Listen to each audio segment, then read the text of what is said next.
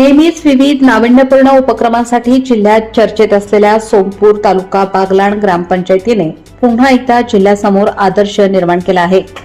ग्रामस्थांच्या लोकवर्गणीतून उभारण्यात आलेल्या ज्ञानज्योती सावित्रीबाई फुले अभ्यासिकेचे लोकार्पण नाशिक जिल्हा परिषदेचे मुख्य कार्यकारी अधिकारी माननीय श्री ओमकार पवार यांच्या शुभ हस्ते मोठ्या उत्साहात संपन्न झाले. गावातील विद्यार्थ्यांच्या उज्ज्वल भविष्यासाठी ग्रामपंचायतीने पुढाकार घेत लोकवर्गणीतून ही सुसज्ज अभ्यासिका साकारली आहे. या उपक्रमाचे कौतुक करताना मुख्य कार्यकारी अधिकारी ओमकार पवार म्हणाले की लोकवर्गणीतून अभ्यासिका साकारून सोमपूर ग्रामपंचायतीने संपूर्ण जिल्ह्यासाठी एक नवीन आणि प्रेरणादायी आदर्श निर्माण केला आहे. गावातील व परिसरातील विद्यार्थ्यांनी या सुविधेचा जास्तीत जास्त लाभ घ्यावा असे आवाहनही त्यांनी यावेळी केले. या सोहळ्यासाठी सोमपूर गावचे सुपुत्र आणि उपमुख्य कार्यकारी अधिकारी श्री महेश पाटील तसेच बागलाण पंचायत समितीचे गटविकास अधिकारी श्री अतुल पाटील हे विशेष अतिथी म्हणून उपस्थित होते. कार्यक्रमाचे अध्यक्षस्थान गावाच्या सरपंच सौ क्रांती भामरे यांनी भूषवले. यावेळी पवार साहेबांनी ग्रामपंचायत कार्यालयास भेट दिली. सरपंच सौ क्रांती भामरे यांनी आपल्या कार्यकाळात राबवलेल्या नाविन्यपूर्ण उपक्रमांची माहिती दिली. तर ग्रामपंचायत अधिकारी श्री कैलास राठोड यांनी मुख्यमंत्री समृद्ध पंचायत राज अभियान याविषयी साहेबांशी सविस्तर चर्चा केली. अभ्यासिकेच्या उद्घाटनानंतर माननीय मुख्य कार्यकारी अधिकारी यांनी सोमपूर येथील अंगणवाडी क्रमांक 1 ला भेट दिली. त्यांनी अंगणवाडीच्या कामकाजाची पाहणी करून समाधान व्यक्त केले. यावेळी अंगणवाडीतील अन्नप्राशन सोहळा पार पडला आणि साहेबांच्या हस्ते बेबी किटचे वाटप करण्यात आले. तसेच एक पेड मां के नाम उपक्रमांतर्गत वृक्षारोपणही करण्यात आले. पर्यवेक्षिका आशा आहिरे, अंगणवाडी कार्यकर्ती रंजना मगरे, सरिता नेरकर, सीमा सूर्यवंशी, भाग्यश्री कासार आणि मदतनीस भारती जोशी, प्रतिभा बोरसे, मेघा मगर, शीतल निकम यांच्या कामाचे त्यांनी विशेष कौतुक केले.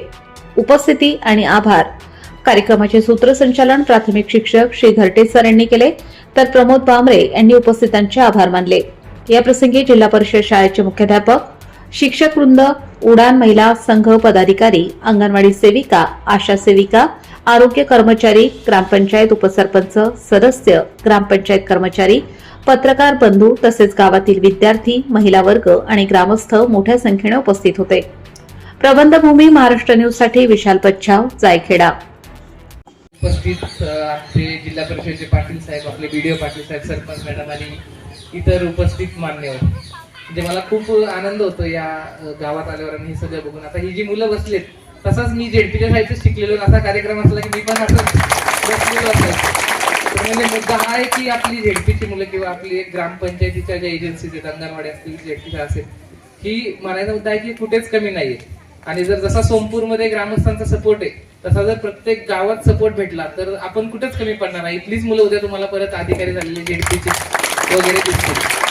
आणि आता अंगणवाडी पण बघून आलो, म्हणजे फार सुंदर अंगणवाडी आहे तुमची. म्हणजे ज्या सुपरवायझर आणि ज्या अंगणवाडी सेविका आहेत त्यांनी ज्या संकल्पना राबवल्यात, आत्ताच आमचं व्हिडिओ साहेबांशी बोलणं झालं की त्या संकल्पना मला जिल्ह्यात कशा नेता येतील. आता मी इथं जाऊन घरी जाऊन त्याचा विचार करणार की जिल्ह्यात कसं आहे, अंगणवाडीतली ज्या कन्सेप्ट आहेत त्या राबवता येतील. ग्रामपंचायत याच्यात ग्रामपंचायतीलाच लीड द्यावं, ग्रामपंचायत पूर्ण सगळे करेल आणि काही सपोर्ट लागला तर झेडपी देईल.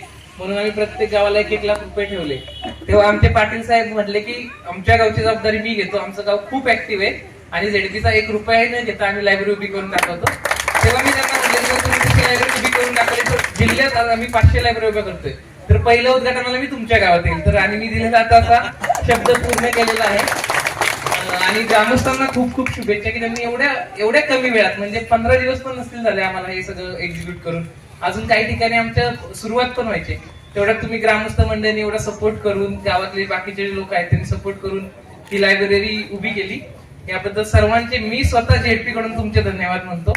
आणि आता याच्यातून आता पुढचं आपलं टार्गेट असलं पाहिजे की आपल्या लायब्ररीला जेवढा मुलांना सपोर्ट पाहिजे तेवढा देणं. जे काही ग्रामपंचायत असेल, पाणी असेल, शौचालय असेल, वीज असेल, त्यांना एक चांगलं वातावरण निर्माण देणं. आणि पुढच्या वेळेस जेव्हा या लायब्ररीतून कोणी पास होईल तेव्हा त्याचा सत्कार करायला मी. ताज्या व महत्त्वाच्या बातम्या बघण्यासाठी प्ले स्टोअरवर जा, प्रबलभूमी ॲप डाउनलोड करा व या धावपळीच्या जीवनात अपडेट राहा.